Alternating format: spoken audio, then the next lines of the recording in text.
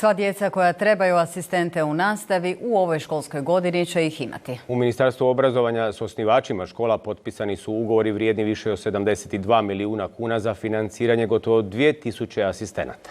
Novac je osiguran iz Europskog socijalnog fonda. Odemo i raširimo ovdje, možete. Ajde, tako. Korak uz korak. Leone, Dario i Renato. Moji dečki ne bi mogli pohađati redovnu nastavu da nemaju pomoć asistenta, jer im je asistent zapravo produžena ruka za sve ono što oni ne mogu ili što rade slabije ili sporije. To je veliko olakšanje za nas sve, i za roditelje, i za djecu, pa i sve osoblje škole. Zato što je asistent djeci s posebnim potrebama zapravo najvažnija karika u školi. Da nema toga, ne znam, morao bi raditi puno neke drugačije stvari da bi se nekak pokrepao. A ovako se bolje osjećate i kao osoba?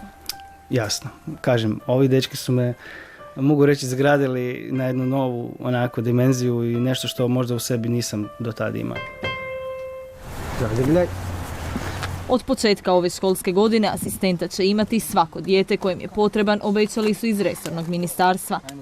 Puno mi znači što mi pomogne ići na večer i zapisati nešto što ja ne stignem. Svaki večer ja pisujem obavijesti.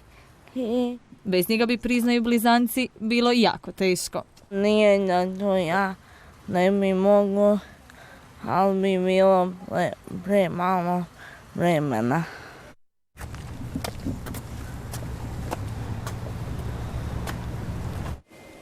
Nova školska godina, dakle, počinje u ponedjeljak 7. rujna.